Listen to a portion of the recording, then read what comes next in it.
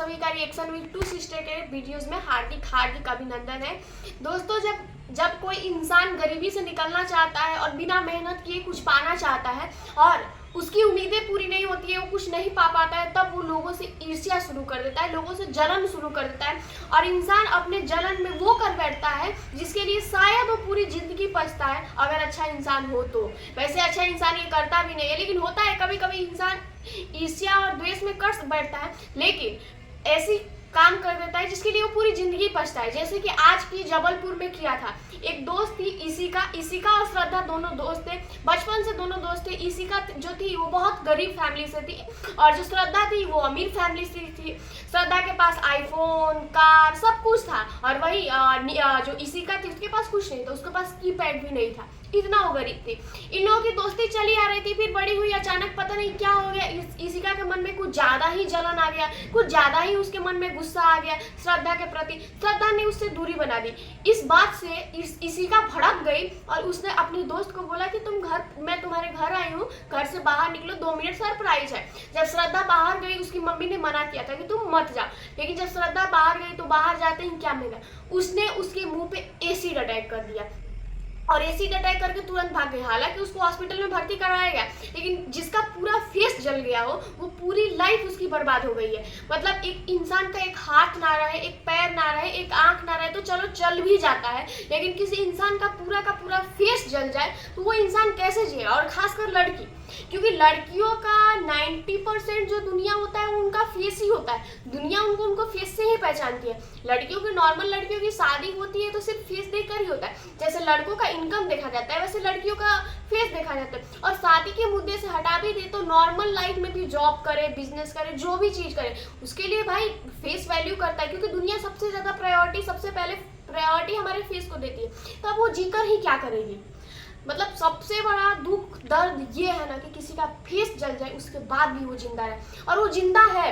बहुत सारे लोगों ने कहा था कि कभी गरीबों से दोस्ती नहीं करना चाहिए। क्यों नहीं करना चाहिए आज समझ में आ रहा है। मैं इस चीज को मानती हूँ कि कभी गरीबों से दोस्ती नहीं करना चाहिए। हमेशा अपने बराबरी वाले से दोस्ती करें, हमेशा अपने से बड़ों से बना के रखने की कोशिश करें। कभी ऐसे और खासकर ऐसे नीच लोगों से तो बिल्कुल भी दूर रहना चाहिए। अगर एक बार भी आपको लगे ना कि ये मुझे देखकर जल रहा है, इसके मन में मेरे प्रति नफरत है, तो वो इंसान से दूर हो जाए, क्योंकि इंसान वही जो दूसरों को देखकर सीखता है। और हमारे अपने जितना हमें कष्ट देते हैं ना, जितना हमारे अपने हमें दर्द देते हैं, उतना हमारा दुश्मन कभी नहीं दे सकता।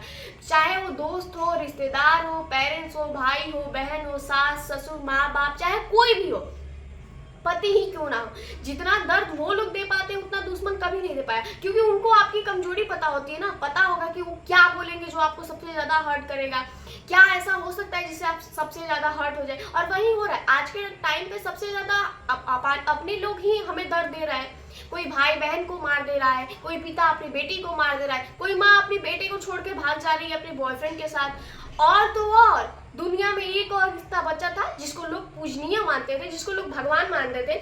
हमारे सनातन धर्म में बोला जाता है कि गुरु भगवान से भी बढ़कर होता है, गुरु के चरण छूने चाहिए।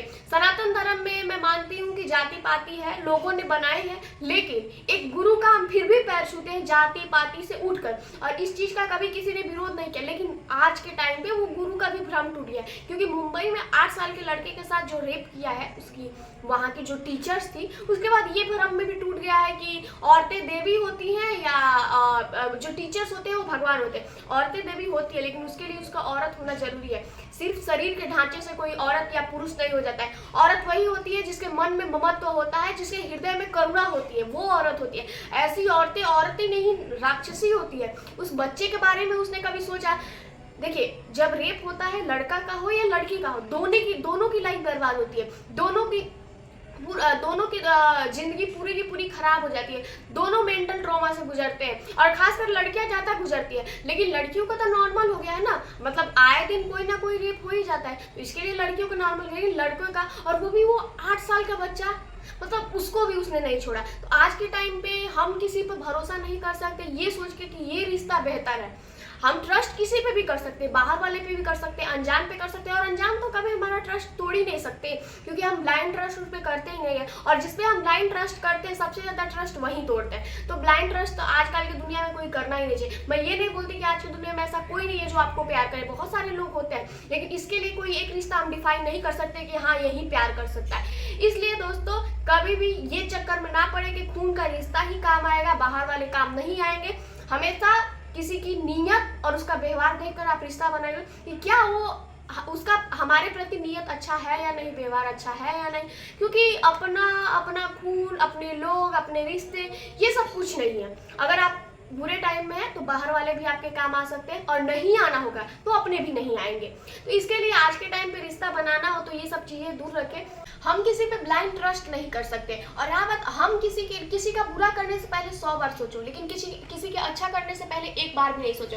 और सबसे बड़ा बात ये है कि हम किसी का अच्छा करें और वो फिर हमारे साथ अच्छा करे, इस चीज़ का उम्मीद आप छोड़ दीजिए, क्योंकि यही उम्मीद है जो है ना जीवन भर का कष्ट दे देती है। वही हमारे मन में गुस्सा और नफरत ये सब पैदा करती है, क्योंकि हमें लगता है कि हमने तो इसके साथ अच्छा किया, फिर ये हमारे साथ क्यों अच्छा नहीं कर रहा है। हो सकता है कि जब हमारे साथ बुरा होता है, हम किसी के साथ अच्छा करते हैं फिर भी वो हमारे साथ बुरा करता है। हो सकता है ये उसका नेचर हो सकता है कि ये हमारे ही कर्म हो जो हमें वापस लौट कर हमें आ रहा है। और हमने सुना था कि औरतें ही औरतों की बहुत बड़ी दुश्मन होती है। बिल्कुल सही था, लेकिन लड़की भी लड़की की दुश्मन हो गई है, और बहुत सारी होती है। और औरतों को सबसे ज्यादा दुख तकलीफ कौन देता है? औरतें ही तो देती हैं।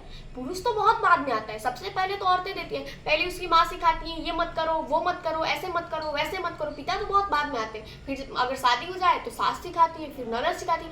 सबसे ज्यादा तकलीफ औरत को कौन देता है? आप देखिए ससुराल के मैटर में बहुत कम ऐसा होता है जिसमें पति परेशान करता हो, ससुर परेशान करता है, भसुर परेशान, कोई नहीं करता है परेशान। सबसे ज्यादा अगर कोई औरत को परेशान करती है तो औरतें ही परेशान करती है। और आज के टाइम पे लड़कियां भी लड़कियों को परेशान कर रही है, उनको तकलीफ दे रही है। लड़के की दोस्ती